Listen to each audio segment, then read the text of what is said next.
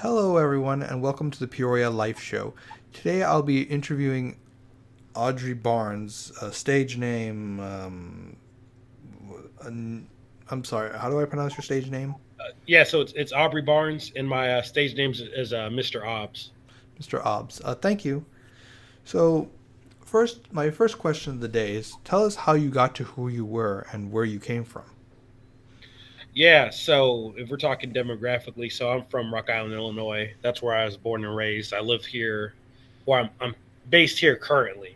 And all that, and my work revolves around poetry in the form of writing, as well as performance poetry. I also write books as well. I'm working on my releasing my fourth chat book here shortly, and I work with a lot of schools within the Midwest teaching poetry. So, I mean, when we talk poetry, I got started when I was 11 years old. When I started in junior high and all that, because it was kind of my form of communication. I wasn't a big talker, but I had a lot to say and stuff like that. So, poetry is kind of my go-to.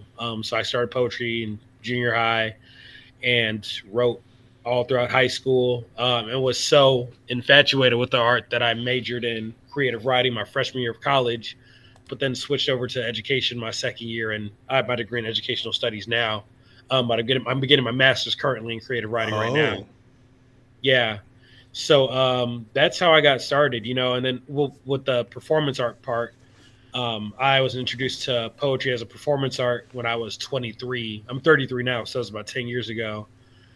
And I was introduced to it by a youth group that did poetry and stuff like that. And ever since I was introduced to it, it was almost like second nature that it was art that I kind of like got into since I was already used to writing poetry. So yeah, I've been doing it for about 10 years, performance wise and professionally, but I've been writing for the last, yeah, 22 years. oh wow. So, what made you think that you fell in love with poetry in the first place? Yeah. I think in junior high and high school, it was just a form of expression, that was Oh, different than like music. And it felt like a lot more like it was a lot more accessible, because writing poetry just takes you writing poetry, whether it's on paper, whether it's on napkins, notebooks, backup notebooks, it's easily accessible. So I think those two things made it appealing to me. And it got to a place. I remember when I was in high school is when I started really showing people my poetry, to the point where I'd write poems for girlfriends in high school, for oh. for for um, for family members.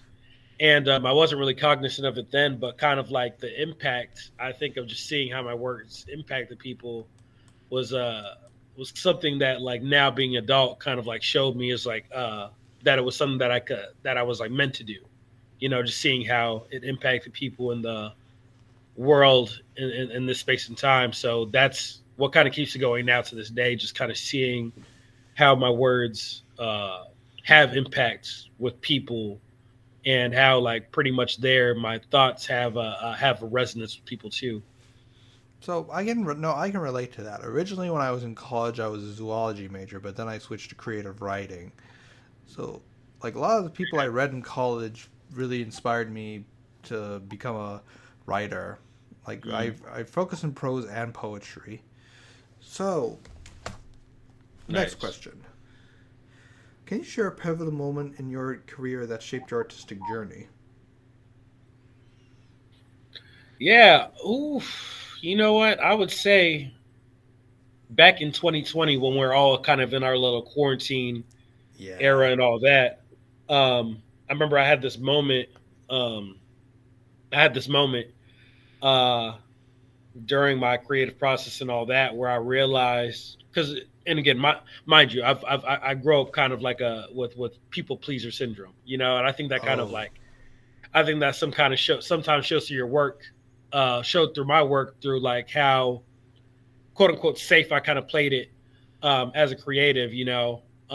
But I had this realization that like people are gonna like have gonna be critical of you no matter what you do. I could like write the most neutral, said diplomatic, like quote unquote peaceful poem more so, non-interrogative poem, and there's still going to be 500,000 people who have a problem with it. So for me, I have this realization that like I shouldn't make my work in terms of like trying to people please, because that's impossible. Someone's always going to be upset, someone's always going to be on their feelings, someone's always going to have some criticism. So why not just create what I want and not care, and I think that was a breaking point in my creative journey, because it gave me a freedom where I just don't care. It's not that I don't care. Like I care about humans deeply. I care about people deeply, but I don't care about coddling people's feelings when it comes to what I write, because it's a true narrative. It's a narrative that's honest, and it may be raw, but I'd rather at the end of the day I tell people this, like a recent thing I've always told myself is like all I got is my honesty. If people have an issue with honesty, that has nothing to do with me. It has all the more to do with the person. So that was a really big breaking point in my creative career, because it taught me to be free in my creativity, talk about whatever I want, and know that like at the core of it, I'm being me. So my next question: who are some of your biggest influences in poetry and spoken word? Yeah, okay, yeah. So when we think about poetry, when I think about poetry, my influences there I would say are Gil Scott Heron, who people call like the grandfather of rap. He's from Chicago, Illinois, and all that. He would be one. James Baldwin for sure. He was just a genius writer and just a genius thinker as well. Um, those two are the ones that stick out to me poetry wise. When it comes to spoken word, I'd have to give a shout out to my brother in poetry and a past mentor and coach, Black Chakra, who's one of the most decorated slam poets like in the U.S.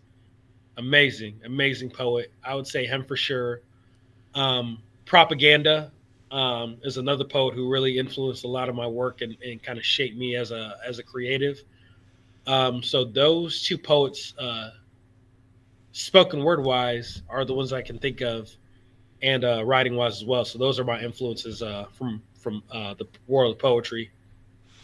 So I'm gonna go a little bit off the rails. So what made you fall in love with them? With the poets, Yes. yeah, I would say when I think about Gil Scott Heron, they're all for different reasons, right? So Gil Scott Heron, um, I think his honesty, like his truth telling and the wisdom that he kind of employed through his writing, really influenced me. Being someone who like kind of like did art in the way that he did, that was honest, and that kind of spoke truth in a very unique way and wasn't afraid to speak truth. That was really appealing to me. Now, James Baldwin, just his genius behind his writing. James Baldwin is one of the greatest thinkers, I think, still to this day and time. I can't think of any greater thinker from a literary perspective and just from an intellectual perspective of James Baldwin, because he was a person who like his writing didn't take sides. When you think about, he didn't take political sides. He didn't take a side of like Democrat, Republican. He was just a person who spoke truth and like pointed out flaws and taught us how to be more human. And like that was like one of the biggest draws for me with James Baldwin, just like his prolificness and how he spoke, but also in like how he conveyed truth in such a different way. Amazing. Black Chakra, he just he has the most strongest conviction as a poet. Like his energy is just unmatched. Like amazing energy, amazing writer, and just the way he allows his mind to just like the place he allows his mind to go as a creative really drew me. And Lash Propaganda, um, his raw honesty with himself and how he allows his honesty with himself to kind of be a reflection to us. Honestly, just the fact he takes stories about his life and what he sees in himself and around him, and allows us to kind of be welcome to that world as well, and kind of seeing ourselves in this world. So those are kind of bits and pieces that like influence me about each poet, that I kind of add to myself as a creative now. Hmm. So now my next question. So, in regards to how what inspired you to become a teacher? Yeah, so being an educator, that's been something that I've wanted to do way before I was even wanted to be like a creative per se. Oh, Like I've wanted to be a teacher since I was in third grade, you know. So I tell people like I feel like that's something that the universe has always had for me. And like with poetry, I'm as a poet, I'm an educator when I'm a poet too. It's just I'm educating with the sense of poeticness, you know. So it was just I think it just started as off as just one of those things I wanted to do, but just now being 33 and kind of like going through all these experiences that I've had, like I've been an educator for 10 years, and when I say educator, I mean everything from being a para educator, from a teaching assistant to a fourth grade teacher to a junior high teacher, like all that's educator. I don't think there's any hierarchy of like what that is, but that's besides the point. But kind of going through all these experiences, I realized that like me being an educator is important because and I don't say this in any kind of like egocentric sense, but there's not a lot of educators like myself. There is educators like myself, but like they come very few and far between, you know, ones who like don't really care to abide by like the system. And when I say the system, like what like for me, like as an educator, I don't care about, you know, state standardized testing. I hmm. don't think that measures a kid's worth, measures a kid's intelligence. I don't care about, you know, how we practice education in the sense of like, as an educator, like if I had a student come in with like noticeable anxiety, stress, anger, I want to talk about that, and I don't care about math. Math can wait. We can talk about math any other day, but like at the end of the day, if I'm an educator, I'm teaching you about life. And like in this moment, if I'm talking to you about your anxiety and depression, I'm teaching you how to handle life, and that's way more important to me than like what we create education to be. And like, there's not a lot of educators like that. So for me, though I don't work in the schools as a teacher in a traditional sense, that I don't think I ever will, because I have my own system in which I created. I realized that my role as an educator is still very important because of my heart for education and kind of my philosophy behind education and how I'm really I really put the student first before what I need to do for the student. You know, if that makes any sense. No, that makes perfect sense. I mean, when I used to work as a substitute teacher, and like things that were being done were so like I kid you not about this. My very first day was at when I was did my substitute teaching job. One of my students actually said that I was teaching the class better than his real teacher. Mm, Like what I was telling the students to do is just read the book or the notes. Just read it to yourself because when you read something out loud, this is something my one of my old college professors used to tell me that your brain responds differently for when you read something in your head versus when you read it in your mind. I mean, no, sorry, you read something out loud versus when you read it in your yeah. mind. Yep. No, absolutely. And the fact that you even like employed that to students, like that just shows like your mind works different than other educators who are so stuck on like how things should be as opposed to like being flexible to like how things can be, you know? So that's dope. Thank you for sharing that. That's awesome. Wow. So because that also shows something that our education system is broken. That basically we're actually achieving results, yet we're basically the more outlandish people, if so to speak. Yeah. I mean, and I say this a lot and people think it's like super controversial or like I shouldn't say it, but like our education system is falling apart. It's literally like a house that like the floors crumbling, the foundations are kind of like flimsy, the roof isn't there, like it's all falling apart. And like I don't know if you're familiar with Minnie Jean Brown, but she was one of the first. She was part of the Little Rock Nine, one of the first that group of kids who were like first to go into an integrated school back in like the 19 like I forget what year and all that. I'm not even going to try to quote myself, but she spoke at our in our town Oh, about a month and a half ago, and someone asked her about the state of education, and she said like, and this again coming from somebody who's been around integrated education from the beginning. You know, she's an older elder now, but she said like education's failing. She said it herself. You know, and someone who's been there for years, you know, who's traveled all over the country, all over the world, teaching about education, for someone to say that education in the US is failing, that's something that, you know, we should take serious. And for me, like with that known, it's like, what do we do after? Like if this thing's falling apart, what house do we build up to kind of take over what's being built? You know? So I'm going to change the subject a little bit in regards to your creative process. So, Yeah. how do you approach writing a new poem? Do you have a specific process? You know, the process I'd say as of lately, I'm a big observer. Like I'm a big listener. I'm more like as ironic as it is being a performance poet. I'm way more of a listener than a talker. So like I'm always observing like the world around me, whether it be like something my student said to me or a random conversation I had with a gentleman in the locker room at the gym or somebody who I passed at an airport. Like I'm always listening for the next poem, you know, or looking for the next poem and all that. So like for me, like that's where my writing process starts. Like if I see something that could be a poem, like maybe I see some kids walking home, there's a poem there. So then I kind of just sit down and kind of like write the story and kind of let myself. I believe that art should be worked in uncertainty, you know, like so whenever I write, I don't know where I'm going. I just know that I'm writing a story and I let that story kind of unveil itself slowly. So that's what the process always looks like.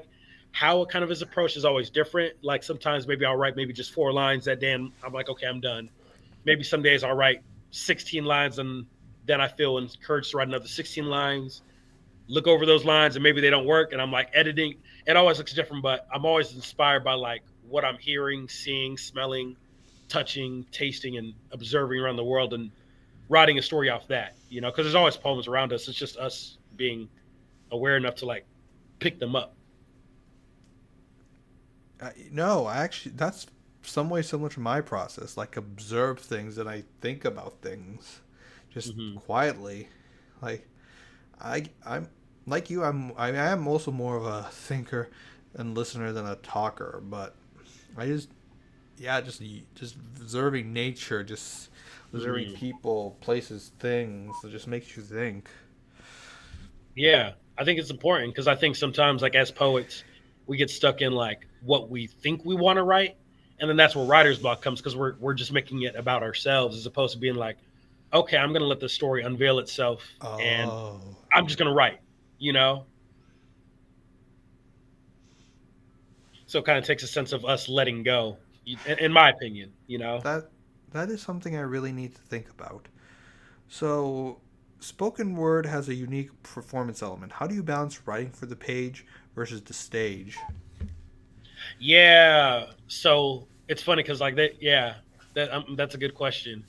Because whenever I write poems on the page, I write them as if they're going to be read. You know, I write in That like makes sense. yeah, because for me, I'm like if I'm going to make these publications, if these are going to be read at some point, like I don't want to write it as if I'm going to perform it. I'm going to write it and kind of make it what it'd be like if somebody's reading it. But performance wise, um, obviously, it's a lot more. There's a lot more theatrics to it, as I call it. You know, because performance poetry, spoken word poetry, is theatrical. Because again, like if I'm just reading a poem to you in this regular voice and this regular tone, and it stays the same, like you're gonna get something out of it. Like you're probably gonna even resonate with it. But when I add my theatrics to it and like find certain parts where my inflection's different in these lines, where it's different in these lines, where some parts I'm loud, some parts are quiet, some parts I speed up, some parts I slow down, and I'm kind of really getting into the said character of my poem. It's a lot more appealing. Like you have no choice but to be like pulled in because I'm performing the poem, you know. So for me, like from taking the poem from page to stage, it's all about kind of like finding the different tones, the different emotions, and really kind of tapping into the feeling that I felt when I was writing it, you know, and really kind of like allowing those myself to embody all those things when I perform and like I'm being a character. Though I'm not being a character, but I'm being a character because like I'm living in the skin of my poem, you know. So when it comes to performance wise, it's all about really kind of integrating your poem into your body and into your voice and learning how that's employed to your audience. Hmm. That's understandable. Truth. So, How did you first come up with the idea for Young Lions Roar? Yeah, so I actually came up with the idea of it after I quit my junior high teaching job in the middle of the semester 3 years ago, and I quit just because there was a lot of things that I was disagreeing with the school that Mm. I worked with, and it had just had the capacity to really affect me. So I quit, but I realized that like education is my thing. Like, even though I quit the school and made the decision to not really work in schools, even though I did accept a teaching job after and quit that one too. I realized that like because education was in my core, I could make whatever I want, and I don't really need these entities and all that to like make what I want. So the day I quit, I connected with one of my good friends who wanted to support me in what I was doing education wise, and like I came up with this program called Young Lions Roar, which came off an idea from like a open mic that I run in the community called Roaring Rhetoric, which is an open mic for the Oh. community. Yeah, I've been running that for about 10 years. So like just kind of having that aspect already with like a lion, and a lion has always kind of been appealing to me with like how a lion uses its voice, you know. So for me, Young Lions Roar just kind of like was an easy kind of go to and all that. So I created the whole blueprint of what that looked like, what that could be like for students, and then literally made it a thing with the help of the community. You know, our first after school program was in a collaboration with a good friend of mine named Rob McCoy, who's a pastor for a downtown church in Rock Island, and he offered his space for us to like do after school programming, and he even went the lengths to like look for funding for us. You know, he took all these sacrifices to be able to make this thing happen for kids, and it just became a thing. You know, where we just started getting kids who were interested in poetry. The first year was amazing. We had amazing poets, and it really kind of showed me that I was doing what I was supposed to be doing. You know, so ever since then I've just stuck with it and kind of created poetry programming for kids in junior high, elementary to high school, and just giving it a space to create. You know, that's my biggest thing: giving kids a space to create. So, how do you see poetry as a tool for youth empowerment? Um, it teaches students how to use their voice. You know, at the end of the day, like because again, like I'm not one of those people who has this aspiration to make every student a poet. Because like there might not be students who want to be poets. You know, there might be students who are just there to just hang out because that's kids. You know, and for me, I've accepted that. But for me, I'm like, at the end of the day, um, poetry shows you how to use your voice. It gives you space to use your voice. You know, where like if you can share a poem in front of your peers, in front of adults, in front of your community, how much more can you speak up for yourself in front of your peers and adults and the community?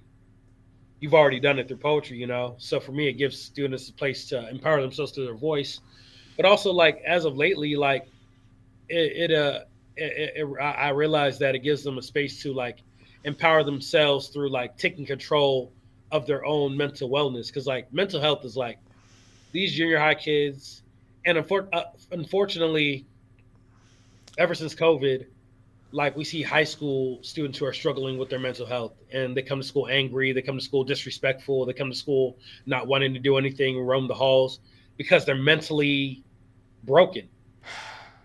And that's trickled down now with like eighth graders and seventh graders, where eighth graders, they don't give a dang. They're doing the same things. They're disrespecting teachers. They're disrespecting themselves. They're getting into fights. They're skipping school. They're not going to class because their mental's not right.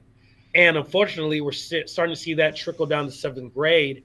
And unfortunately, you know, it's one of those things where like it's gonna infiltrate elementary school, where like these kids are gonna just not care because like of how the system is, you know. So for me, poetry is one of those things where like even just take poetry out of it, writing is one of those things that teaches you how to connect with yourself and how to really like ask yourself, okay, what's going on with me?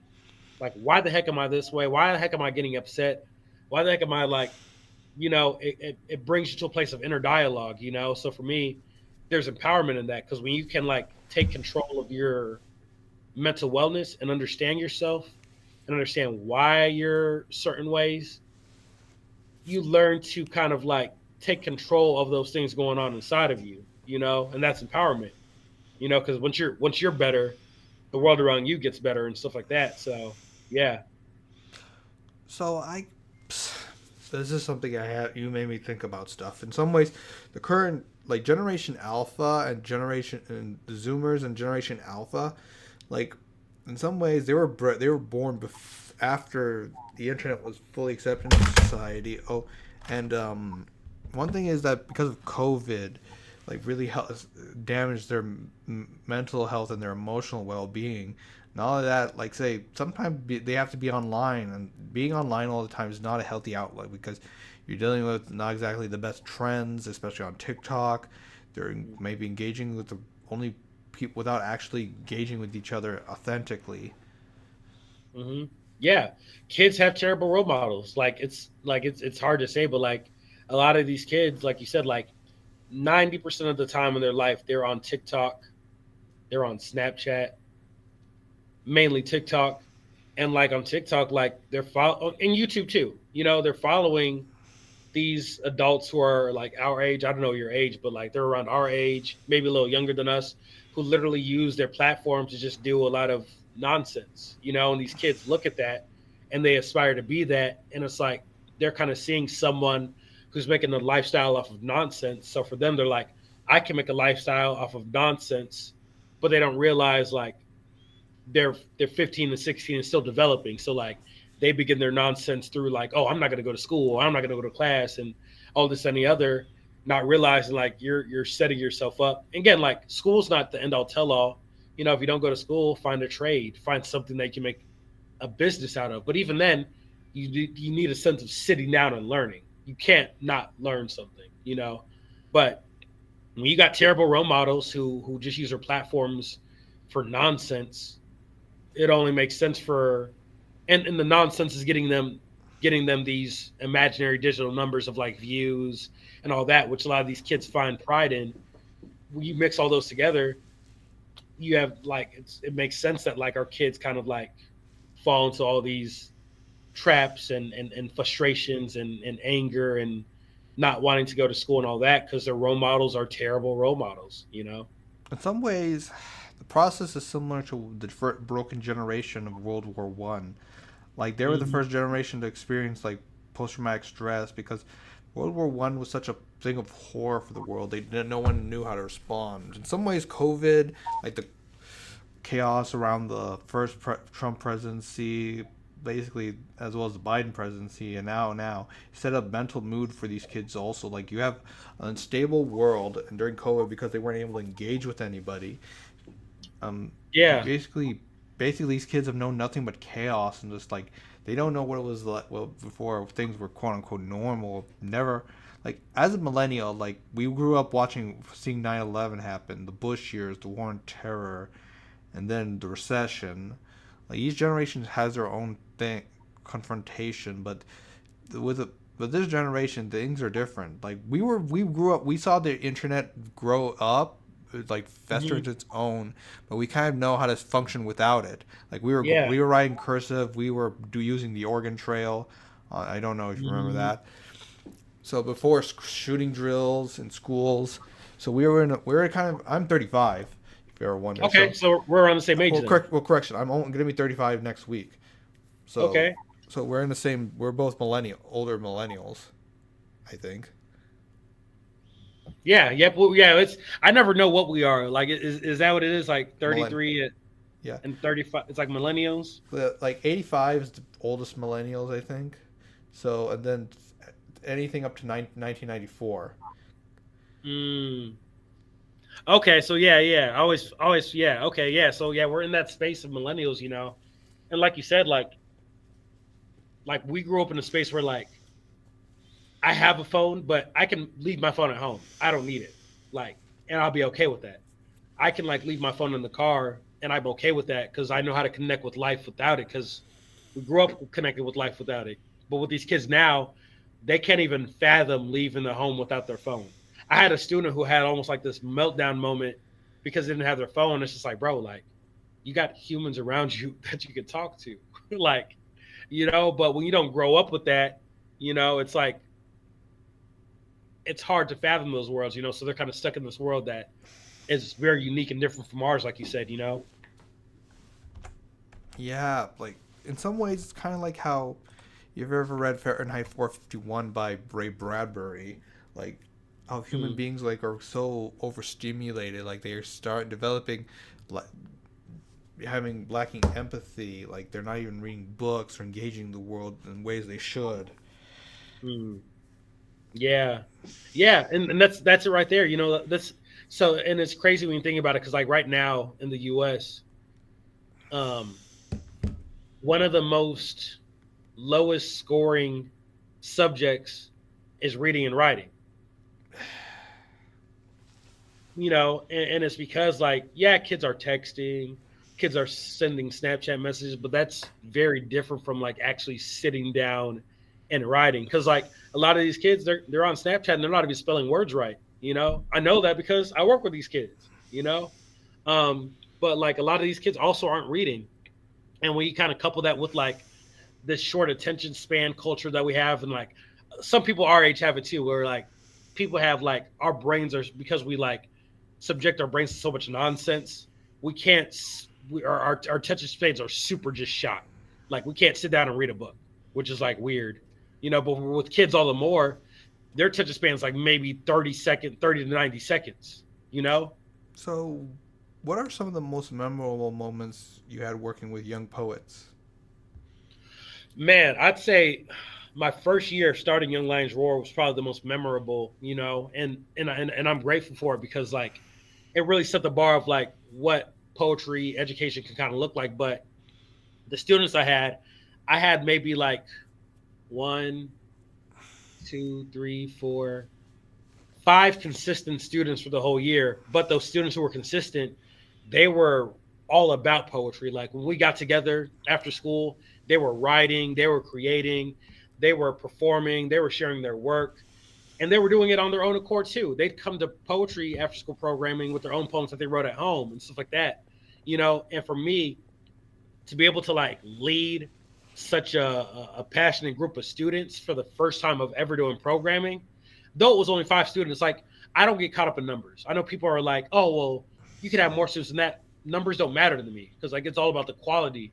Like if I have five students and I'm pouring into them and they're receiving the work, I'd rather work with those five students than 50 students who don't give a care. Like I don't want to take those students. Give me the five students. So the fact that I had five students who were like really committed to their work and really trusted me with leading them in this creative process of poetry, that was like probably the most amazing experience I'd ever have because like I was able to like create a space for these students who really cared about poetry, and didn't need a lot of push. They just wanted a space. So that was like probably the most like impactful part of my career so far. So, so we're gonna switch back to spoken word and your performance. So, how do you prepare for a live spoken word performance? Oh, a lot of practice.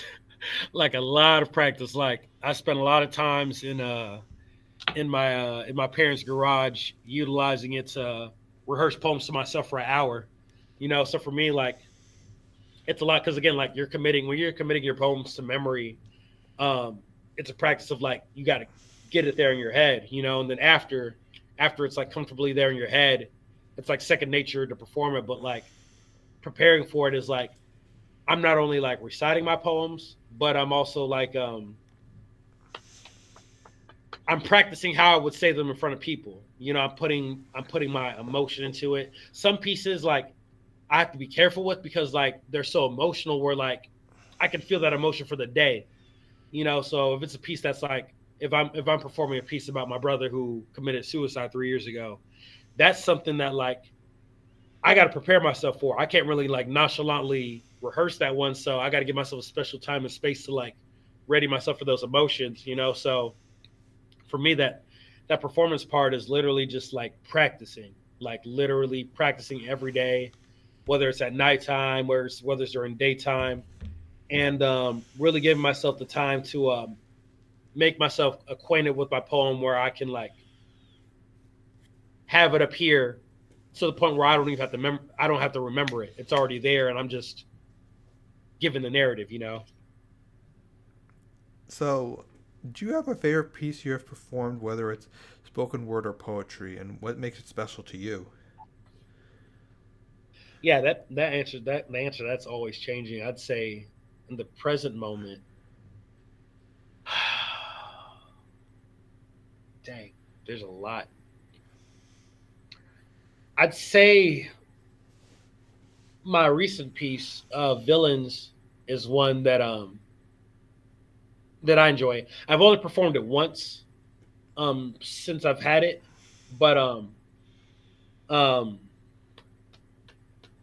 I enjoy that piece because it's pretty much like one of those pieces where I'm looking at myself and looking at like myself from like a psychoanalytical perspective and just kind of like being honest about my flaws as a person and um, grieving those moments where I did what I was supposed to do, you know, and like kind of thinking about those times where I was like outside of myself. And I think that poem was really important because again, like being able to like share poems that are vulnerable and talking about my flaws and shortcomings and kind of reflecting that to an audience. It's scary because you never know how people are going to judge you after. Like people are probably gonna be like, oh, this guy's a POS or like this guy's a terrible human. And like if somebody walks away with that, that's okay. But also like being able to share those pieces, it connects people it connects me with people in such a unique way where like people don't feel alone. Like oh, I have a lot of flaws and shortcomings too. And now that you share yours, I don't feel as ostracized or shamed, you know? So I'd say Villains is the one I resonate with the most as of lately because of that. So, what's the next question? Um, how do you engage an audience and bring them into your world when performing? Um, Personal stories. Oh, You know, I've realized that being the writer that I am, um, I'm I'm very about kind of like the writing process of making my work like as creative and prolific as I can. But I've learned that like sometimes, most of the time, like with how I write, people say it kind of goes over head sometimes. But with that said, I've realized that like at the end of the day, people aren't going to understand the the prolificness of my work. They're just not there. They're not a creative, you know, and that's okay. But the thing that people are going to connect with the most is my personal stories and how my personal stories is connected with their world. So I've learned to connect with my audience with like sharing stories that are personal, that they can understand, that they can comprehend, and hopefully connect to their world as well. So yeah, that's how I kind of like engage my audience. so one other thing. So what's the other? Let me get my thoughts together. My thoughts together.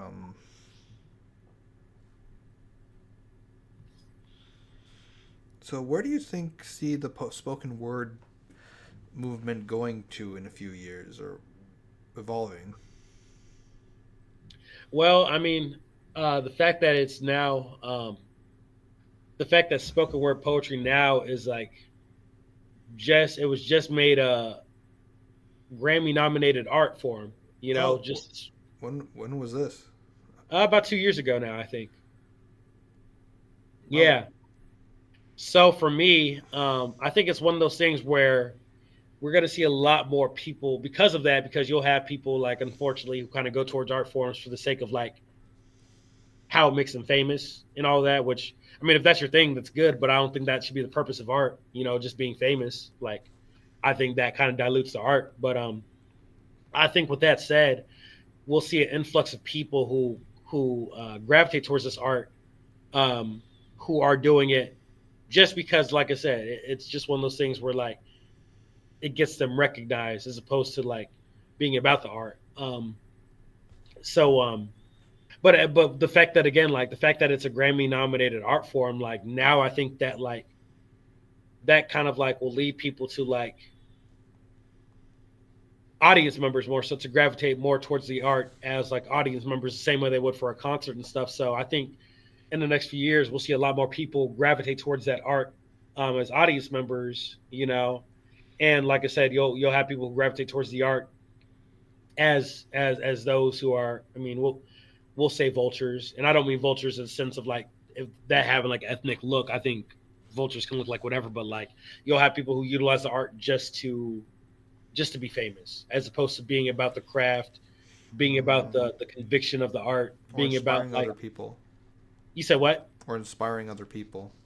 Yeah, exactly. And like as unfortunate as it is, I think like um you'll find people though in that art form too that like are really about the art, who will have a lot more of a being drawn to because now like the art's being more sought after, so you'll see an influx of people for sure. So one thing I could also see happening potentially is I can't believe I'm laughing at this, is seeing people make idiots themselves on stage, so we can all so in that way that gives us the excuse for all of us to laugh at them. Hmm. Yeah, and you know what? There's like it's funny because like I realize that like with poetry, as vulnerable of as art as it is, as truth telling of art as it is, um, there's a space for it being funny. Like there's actually there's a poet who I did a poetry slam against about 2 weeks ago in Milwaukee, Wisconsin, and he had a hilarious poem that had the whole room laughing. And for me, I was like, wow, like this guy is gonna win this round because he was able to take this poem and collectively make us all feel this the same feeling, which is laughter. Laughter's not a feeling, but you know what I'm saying. So like I think like there's a fine line between that though and what you're kind of talking about with like people who kind of just use it to be gimmicky. I don't like that. Just to kind of make yourself like a fool on stage just because again like I think because of this world of social media and because everything's about viral moments, which I hate. I'll put that Yeah. out. I think that's disgusting. But you'll have people who will literally just like pimp art forms just for the sake of like, oh, I'm going to do something super gimmicky because my followers are going to like this, and I have 3 million followers. I'm trying to make a viral moment. I'm like, well, you just literally disrespected the art and showed yourself not for the art form. So that's what I don't appreciate. Like I can appreciate laughter if that laughter is still crafted in the sense of like I'm worried about how I create this piece of art and how it resonates with people, but I want to make them laugh. I can rock with that. I just don't like the gimmicky stuff. So how do you think, in regards to continuing this conversation, how do you think social media has helped or hurt the art form of poetry and spoken word? So I'll start with help before I get into like my criticalness because I don't want to seem like the old man hating on everything. But I'd say social media it helped connect people. I mean, back in 2020 when we were all shut down in quarantine, virtual open mics took place. There are people who are having virtual open mics on Instagram where like literally you could be in 8 open mics within a 2 hour time frame in like 3 different countries and 5 different states.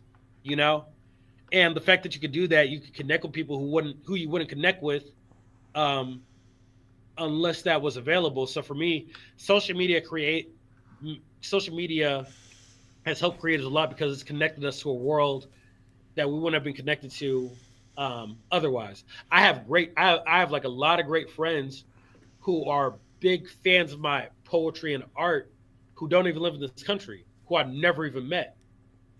You know, that wouldn't have happened if social media wasn't a thing. So that's the beauty of it. And like I literally had a friend come here last week for to teach a poetry class here for me and to do a poetry open mic. And I met this friend back in 2020.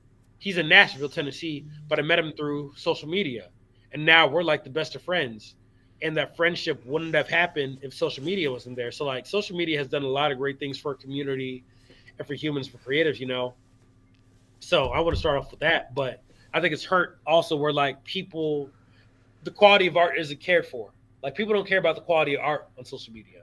Like the fact that like I can record a poem right now in this format and make a video of it for 20 seconds, and people will gravitate towards that, and people will like jump towards that. It shows that like people don't care about the quality. For me, like a lot, even the fact that like creatives literally do workshops on like, okay, this is how you make something super fast for your audience because your audience doesn't have a good attention span, so you need to cater to that. So it's like, I think that's bogus. Challenge your audience. If they don't got an attention span, if they only got attention spans for 30 seconds, that's weak. Like work on your attention span. Like I'm not here to cater to your laziness or here to cater to your slothness for lack of a better term. Like you should be challenged by creativity. I'm challenged by creativity. You know, so for me, the fact that like social media has kind of made it where like creatives don't challenge their audience, but they most so cater to them by being gimmicky, by doing a whole bunch of like funny, anticky stuff, and kind of like dilute the quality of art. That's something that like I can never get behind, because art calls to create art and to cultivate art calls for your full effort, mind, and attention. If you're not giving your art your full effort, mind, and attention, you're just doing it to like be famous. Cool, you'll make a lot of money. Cool, you'll probably be able to buy a mansion. But like at the end of the day, it's like, what is it to gain the world and lose your soul? I'm not losing my soul for a bunch of Trends. yeah. No, that's not what it's about. You know. So I think we're getting close to the end of our interview. So I want to add some personal reflection and legacy. If you could go back and give your younger self advice, what would you be? Oh, well, what would my advice be to my younger self? Yes. Don't care about people's opinions. Do what you want. Literally, that's what I would say. And Like, so, don't care. Like, don't care about don't give any mind to the person who says you're white. Don't give any mind to the person who says you're gay when you're not either or because they're trying to like because they're not familiar with like your differentness. Like for me, I've realized that like as a human being, I'm very different from a lot of people, and like that used to make me like depressed. That used to make me feel very isolated and all that. But I'm like, I don't care. The fact that I'm different is good. The fact that I'm different, I can make things that are different that people gravitate towards.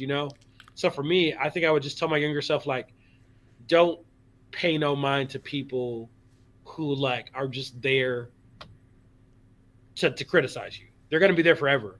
I literally have people here to stay who criticize me. I just don't hear about it because they don't bring it up to me. But that's okay.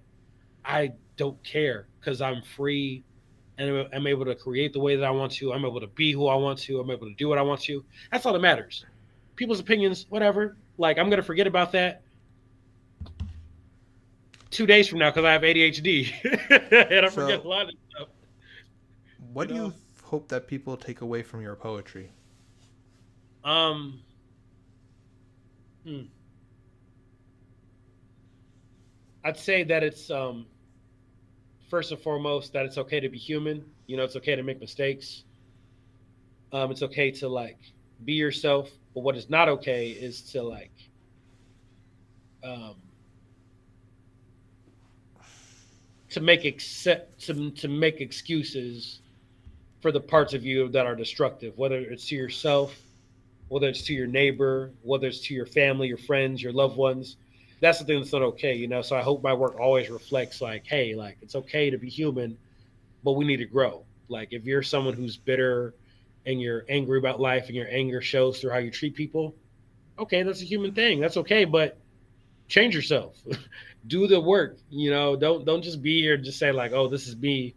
No, while we're human beings on this earth, we all have to like do our work and transform ourselves for the betterment of ourselves and for others. And it's hard work. I understand, it's hard work to change yourself, but there ain't no human on this earth who's exempt from doing self work. So that's what I think I would like lead people to like pull from my work that like you can be human, but don't stay being a terrible human. Like do some work and learn how to grow and be more of a loving human being. Because at the end of the day, when everything's said and done, like we're here to experience love and to give love, and you got to adjust yourself to that. So, how would you want to be remembered as a poet and mentor?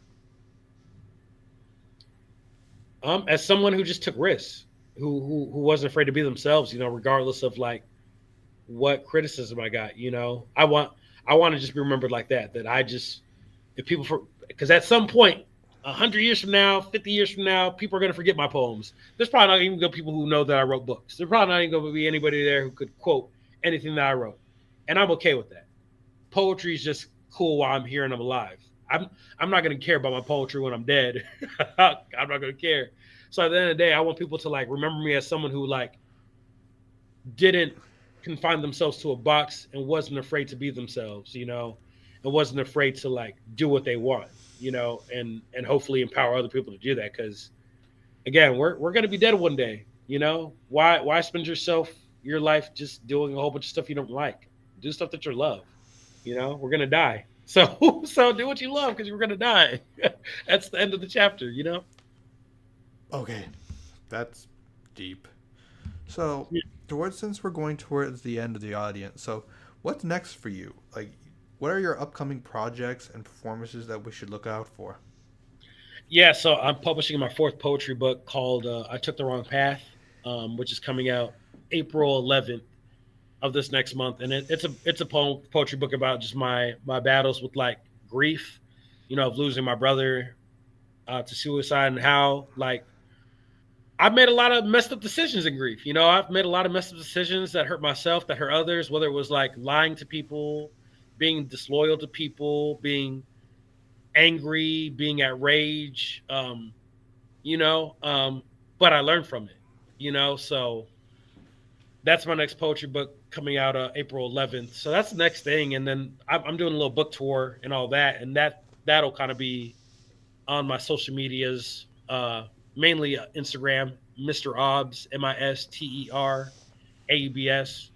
You can find the tour dates for that and all that when I kind of get to that process. So those are things that are next, and I'm gonna keep teaching poetry. So, one final question before we close the interview. Where did you get the pen name Mr. Obbs from? Um, so I'm really inspired by Mr. Rogers. I think Uh, like I think as an educator and a human, he was the most coolest dude ever. Like I don't know if you ever watch any of his documentary. Well, he has one documentary, and then he has one movie that Tom Hanks. I think it was Tom Hanks. yes. Yeah, that he acted in, and like I was just really like, because he knew how to connect people and speak to people on such a human level. So for me, being an educator, it just made sense to like put the Mister before an A's because before anything, I'm an educator. It used to be Aubs when I was just focused on art, but like Mister is kind of like that reminder that like like I'm an educator. I'm here to educate through my poetry, through all the things. So that's how Mister Aubs kind of came to be. So, thank you for your today, Mr. Barnes. So, thank you for the interview, and thank you for